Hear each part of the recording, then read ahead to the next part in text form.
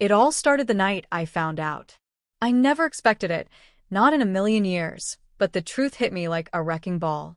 My name is Caroline, and I thought I had everything: a beautiful home, a loving husband, and a future ahead of me. What I didn't know was that my world was about to be turned upside down, not by something out of my control, but by someone I trusted the most, my husband, Thomas. We had been married for 6 years. Ever since the day we walked down the aisle, I believed I had found my soulmate. But that was before my father passed away unexpectedly, leaving me his entire estate, including his business. I never wanted much. I was content with my life, but I could never ignore the immense responsibility that came with the inheritance. Thomas was supportive at first, telling me I deserved it all. He'd smile and make promises about helping me manage everything. But the deeper we got into it, the more I started to feel his intentions weren't as pure as they seemed. I didn't notice the signs right away, small things that seemed innocent enough, like his late nights at the office or his sudden distance. But then, one day, I found the message on his phone. The message wasn't from a business client, like I assumed. It was from Emma, his coworker, and the words pierced my heart. "I can't wait for tonight. It's our little secret." I had to know more, so I started looking. The deeper I dug, the clearer it became. Thomas had been seeing Emma behind my back for months. I confronted him that night, and he didn't deny it. Instead, he tried to justify it. The man I thought I knew, the man I thought loved me, had betrayed me in the worst way possible. But that wasn't the only shock waiting for me. As I stood there, trembling with the weight of what I had just learned, Thomas made another demand. He didn't beg for forgiveness or promise to make things right. No, instead, he demanded something far more cruel. "You know," he said, his voice cold and calculating, "since your father's company is now yours, I think it's time we make it ours too. Transfer everything into my name. If you really want to move on, this is the only way." I couldn't believe what I was hearing. He wanted my inheritance. He wanted the one thing my father left me, the one thing that I had worked so hard to protect, to be under his control. I refused, of course. That was my father's legacy. But my refusal only made him angrier. The man who I had thought was my partner in life now stood before me, a stranger. The same hands that once held mine in love now reached for me in anger. In an instant, he snapped. I felt the blow before I even knew what was happening, a sharp pain on the side of my head as he struck me with something heavy. I stumbled, trying to process what had just occurred. Thomas didn't even seem to care about what he had done. He just stared at me, his face full of fury, as I realized that everything had changed in a matter of seconds. The pain in my head was overwhelming. I stumbled backward, trying to steady myself, but everything felt blurry. My mind was racing. How could this be happening? The man I married, the man I trusted, had just hit me. And not just any man, but the one who wanted my inheritance, my father's legacy, all because of his greed. I felt a wave of disbelief, but it soon turned into anger. How dare he? How dare he think he could take something that wasn't his? And yet, as much as I wanted to lash out, to scream and make him feel what I was feeling, I knew it was pointless. The damage had been done. Thomas stood there, staring at me as if I was the problem. He didn't apologize or show any sign of remorse. Instead, he walked past me, his words cutting through the silence like a knife. "If you really loved me, you'd do this for us. But I guess it's too late for that now." I watched him leave the room, but I couldn't move. My thoughts were in turmoil, my mind clouded with shock and hurt. How had it come to this? I'd always thought that love meant partnership, trust, and loyalty. But now, I realized I had been living in a lie. After what felt like an eternity, I finally gathered the strength to stand up. I couldn't let him get away with this. I couldn't let him walk out of my life and take everything with him. This wasn't just about the money or the inheritance anymore. It was about my dignity, my right to decide what happens next. I walked to my office and shut the door behind me, locking it. The first thing I did was check the legal documents my father had left behind. They were clear: the company, the house, everything was mine, and there was no way I would let Thomas take it from me. But more than that, I realized that I had been letting him control me for too long. I had given him power over my decisions, over my life, and I couldn't do that anymore. The confrontation we had earlier was a wake-up call. It wasn't just about his infidelity. It was about the way he had manipulated me, pretending to be someone he wasn't. He wanted my wealth, my security, and he didn't care what he had to do to get it. But I wasn't going to let him win. I grabbed my phone and called a lawyer. I needed help, someone who could guide me through this mess and protect what was mine. I needed to be smart. The lawyer, a woman named Rachel, was kind but firm. She explained that I had the legal right to everything my father left me, but she also warned me about what I was up against. "This is going to get ugly," she said. "Thomas is going to fight for what he wants. But you need to be ready. You can't let him manipulate you anymore." Her words stuck with me as I hung up the phone. The road ahead would be difficult, but it was one I had to walk alone. I knew what I needed to do. The next few days felt like a blur. I was so focused on preparing for the legal battle that I didn't even notice the silence between Thomas and me. He had stayed at a hotel after our fight, but he still expected me to let him back into our home. He didn't understand that the woman he had once known was gone. There was no more space for him in my life. I had arranged for him to meet with me one final time before the legal proceedings began. It was time for me to make my stand. The evening came, and Thomas showed up at our house, looking as confident as ever. His smile faltered when he saw the legal papers on the table. I didn't say a word. I just pushed them toward him. "This is it," I said quietly. "It's over." He looked at the papers, then back at me. "You really think you can take everything from me?" he sneered. "You think I'm just going to walk away after everything we've built together?" "We didn't build anything together, Thomas," I replied, my voice steady despite the storm raging inside me. "You built lies. You built betrayal. And now you're going to pay for it." His face twisted with anger as he stood up from the table. "You don't have any idea what you're doing," he spat. "You're nothing without me. You're just a woman who inherited some money.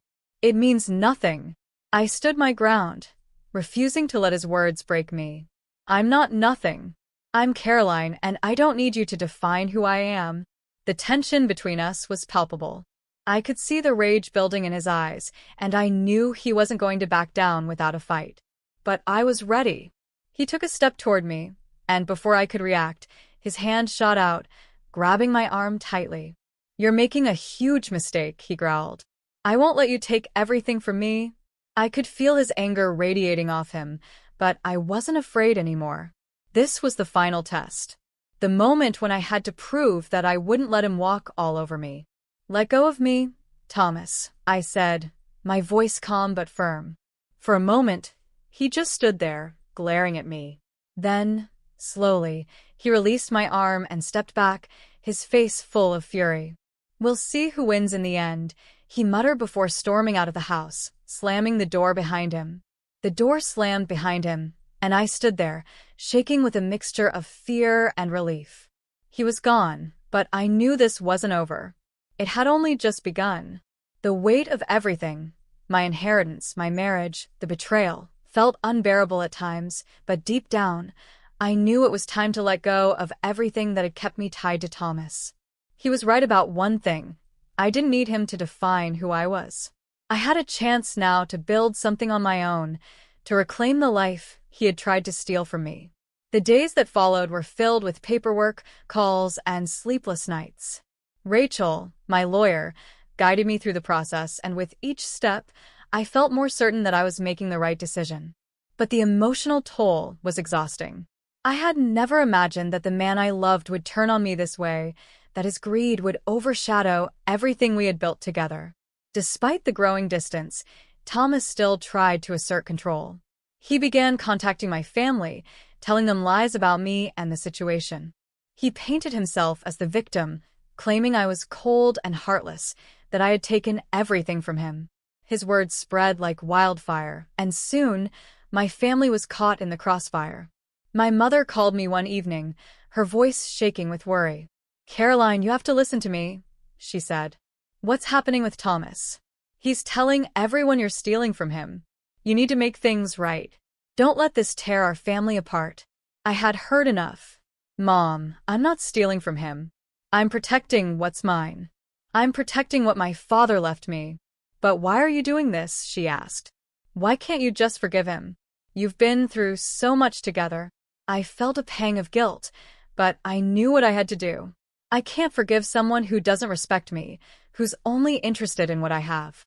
I'm not a charity, and I'm not going to keep letting him walk all over me. There was a long pause on the other end of the line. Then, quietly, my mom spoke. I understand. Just be careful. This could get ugly. I hung up the phone, but I couldn't shake the feeling that I had lost something that couldn't be replaced. Family, trust, love, they all seemed so fragile now. But I had no choice but to move forward. A few weeks later, we found ourselves in court. The battle over my inheritance had turned into a bitter, public spectacle. Thomas hired his own lawyer, someone just as ruthless and manipulative as he was. They tried every tactic, from questioning my ability to manage my father's company to accusing me of hiding assets. But no matter what they threw at me, I stood firm. On the day of the final hearing, the courtroom was packed. My heart pounded in my chest as I sat in front of the judge, waiting for the verdict. Thomas sat across from me, his expression cold, but I could see the fear in his eyes. He had underestimated me. As the judge reviewed the evidence and considered both sides, I held my breath. I had spent so many sleepless nights wondering if I had made the right choice, if I had done enough to protect my future.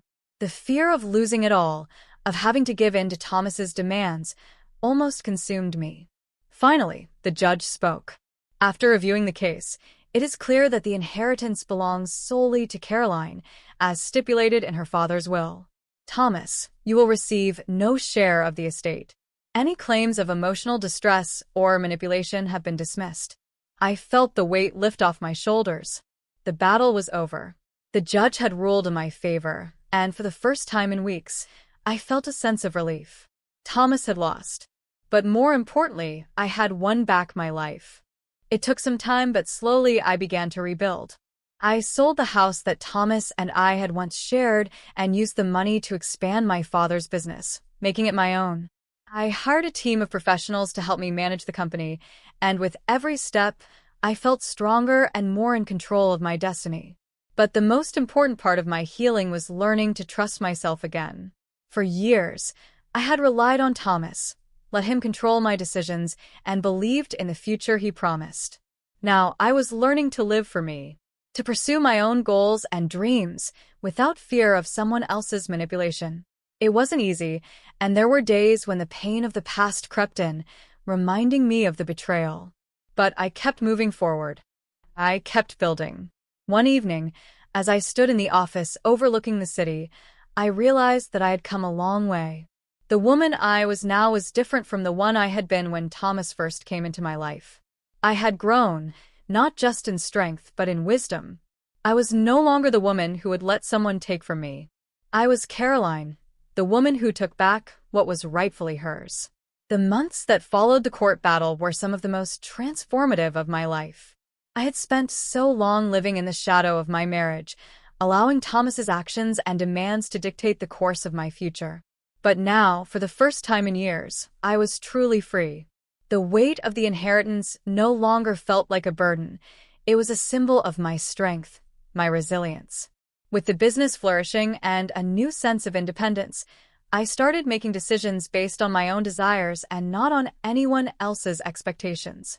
I didn't need to answer to Thomas, my family, or anyone else. I was building something for myself, something that couldn't be taken away by betrayal or greed. But as much as I had reclaimed my life, there were still moments when the past would resurface. The memories of Thomas's betrayal, his coldness, and the way he had tried to manipulate me for my wealth would haunt me, especially in quiet moments when I was alone. Yet, I learned to use those memories as fuel to keep moving forward, reminding myself of the strength it took to get here. One afternoon, while I was reviewing some documents at the office, my lawyer, Rachel, called. "Caroline," she said, her tone serious. "There's something you need to know. Thomas has filed another appeal. He's not giving up." I wasn't surprised. After everything he'd done, I knew he wouldn't walk away easily. But this time I was ready. Let him try, I replied, my voice calm. He doesn't understand that I've already won. Rachel was silent for a moment before responding. I know. But I just wanted to make sure you were prepared. He might try to drag this out for months, and it could get ugly again. I'm prepared for whatever he throws at me, I said, leaning back in my chair. Let him do his worst. I won't back down. A few weeks later, Thomas resurfaced. This time, he tried a different approach. He reached out to me directly, sending a message that read, Caroline, I made a mistake. I've realized that I let greed and jealousy cloud my judgment. I know I hurt you, but I'm asking for a chance to make things right. Can we meet and talk? I stared at the message for what felt like hours. Part of me wanted to believe that he had changed, that he had truly seen the error of his ways. But I knew better. I had spent too long living in his lies, waiting for him to show me the love and respect I deserved. It wasn't just his actions that had hurt me. It was his utter disregard for who I was as a person, as someone capable of making her own decisions. I sat down at my desk and typed a reply, keeping my voice steady but firm. I've given you all the chances I can, Thomas. It's over. I'm not the same person I was when we met. I've moved on, and I'm not interested in revisiting the past. I hit send, and as I sat back in my chair, I felt a sense of closure. I had let go of the man who once held so much power over me, and with that, I had also let go of all the pain he caused. I realized then that I had not just taken back my inheritance, I had taken back my life. The years that followed were filled with growth. I expanded my father's business, turning it into a successful company that not only provided for me, but also for others. I surrounded myself with people who supported me, true friends, loyal employees, and mentors who believed in me long after Thomas had abandoned me. I didn't need a man's approval to feel worthy. I didn't need anyone's validation to know that I was enough. For the first time in my life, I felt complete, whole, not because of what I had, but because of who I had become. One evening, as I sat in my office overlooking the city skyline, I thought about everything that had led me here. The pain, the betrayal, the long nights spent wondering if I'd ever be able to move forward. But now, all of that seemed so distant. I had survived it all, and in the end, I had come out stronger than ever. Looking out at the city, I knew this was just the beginning. I was no longer a woman defined by the man who betrayed me. I was Caroline, strong, independent, and ready for whatever the future held. And as I watched the sun set behind the skyline, I knew one thing for certain. No one would ever take away my happiness again.